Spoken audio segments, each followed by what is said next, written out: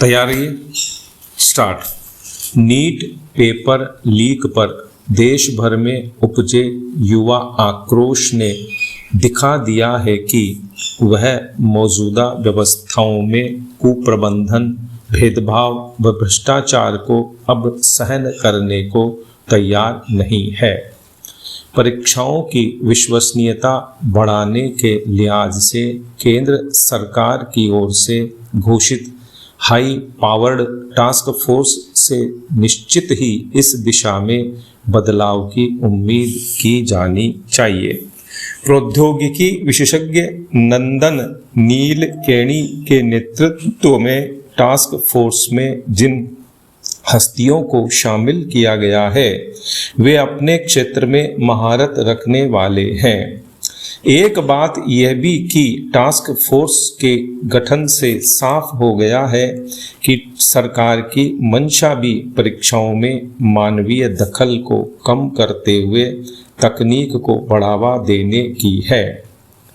तकनीक का इस्तेमाल निश्चित ही कई गड़बड़ियों को खत्म करने वाला हो सकता है, लेकिन डिजिटल विभाजन की जो रेखा बनी हुई है उसे भी मिटाने की जरूरत है। यह इसलिए क्योंकि परीक्षाओं में बैठने वाले अभ्यर्थियों का एक वर्ग ज़्यादा कंप्यूटर फ्रेंडली नहीं है, तो दूसरा वह है जिसके हाथ में स्कूल की पढ़ाई के दौरान ही लैपटॉप आ जाता है। प्रतियोगी परीक्षाओं के नतीजों में शैक्षणिक उपलब्धियों को भी गिनने को प्राथमिकता देने की चर्चा गाहे बगाहे उठती रही है, लेकिन पिछले अनुभव यहाँ भी भेदभाव वाले सामने आए हैं।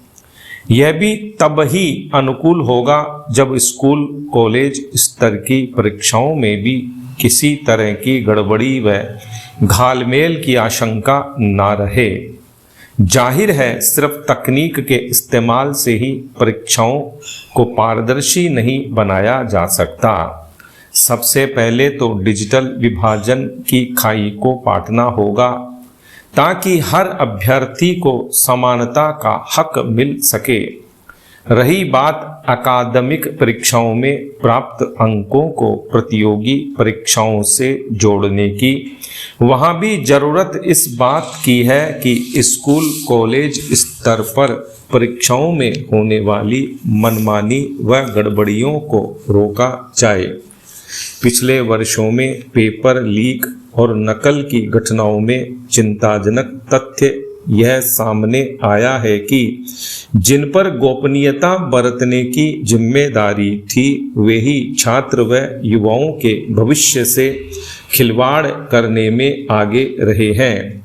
इसमें दो राय नहीं कि समय समय पर सरकारों और परीक्षा आयोजित करने वाली संस्थाओं ने इस दिशा में अहम कदम उठाए भी हैं। कड़े कानून, डिजिटल निगरानी, सीसीटीवी कैमरे, बायोमेट्रिक सत्यापन जैसे कदम इनमें शामिल हैं। लेकिन आज के दौर में जब तकनीक में भी सेंधमारी होने लगी है, एआई से जुड़े नित नए खतरे सामने आने लगे हैं और पासवर्ड तक सुरक्षित नहीं रह गए हैं, तकनीक आधारित परीक्षा प्रणाली को भी पारदर्शिता युक्त रखना सचमुच बड़ी चुनौती है। कुल मिलाकर तमाम परीक्षाओं में व्यापक बदलाव की जरूरत है। ऐसा बदलाव जिसमें परीक्षाओं की तकनीक से जुड़ी बुनियाद तो मजबूत हो ही, इनमें बैठने वाले छात्र व युवाओं का भरोसा भी मजबूत हो। उम्मीद है टास्क फोर्स परीक्षाओं में पारदर्शिता की दिशा में ठोस उपाय सुझाएगी। देश प्रदेश में योजनाएं बनने की रफ्तार इतनी तेज हो गई है कि अब उनके परिणाम देखने का धैर्य शायद शासन प्रशासन ने खो दिया है। एक योजना धरातल पर सफल हुई या नहीं, जनता को उसका लाभ मिला या नहीं और उस पर खर्च किए गए करोड़ों रुपए का प्रतिफल क्या निकला, इन सवालों के जवाब खोजने से पहले ही उससे ही जुड़ी दूसरी योजना का शिलान्यास कर दिया जाता है। राजस्थान में faecal sludge treatment plant FSTP इसका ताज़ा उदाहरण है।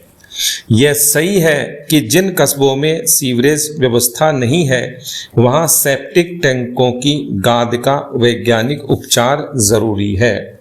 इससे भूजल सुरक्षित रहता है, नदियां तालाब प्रदूषित नहीं होते, बीमारियों पर रोक लगती है। लेकिन अच्छी सोच और सफल योजना के बीच की दूरी ईमानदार क्रियान्वयन तय करता है। दुर्भाग्य से वही सबसे कमजोर कड़ी साबित हुई। प्रदेश में 79 FSTP स्थापित है। इनकी कुल क्षमता प्रतिदिन 40,500 किलो लीटर गाद के उपचार की है, लेकिन वास्तविक उपयोग औसतन मात्र 5% है। कहीं प्लांट पर ताले लटके हैं, कहीं कर्मचारी नहीं है, तो कहीं आने वाली गाड़ियों का रिकॉर्ड तक नहीं रखा जा रहा। कई स्थानों पर लंबे समय तक टैंकर नहीं पहुंचा। यह किसी तकनीक की विफलता नहीं बल्कि प्रशासनिक उदासीनता और जवाबदेही के अभाव की पराकाष्ठा है, जो सेहत के लिए खतरा है। सबसे गंभीर प्रश्न यह है कि जब मौजूदा व्यवस्था लगभग निष्क्रिय है, तब 1308 करोड़ रुपए खर्च कर 65 कस्बों और 100 गांवों में नए FSTP बनाने का निर्णय किस आधार पर लिया गया? क्या पहले बने प्लांटों की उपयोगिता और संचालन का स्वतंत्र मूल्यांकन हुआ? नए निर्माण के बजाय मौजूदा परिसंपत्तियों को पूरी क्षमता से संचालित करना चाहिए। प्रत्येक टैंकर की GPS ट्रैकिंग, प्लांट में डिजिटल रिकॉर्ड, नियमित ऑडिट, प्रदर्शन आधारित भुगतान और अधिकारियों की स्पष्ट जवाबदेही अनिवार्य की जानी चाहिए। छोटे कस्बों में क्लस्टर आधारित FSTP बेहतर विकल्प हो सकते हैं। विराम।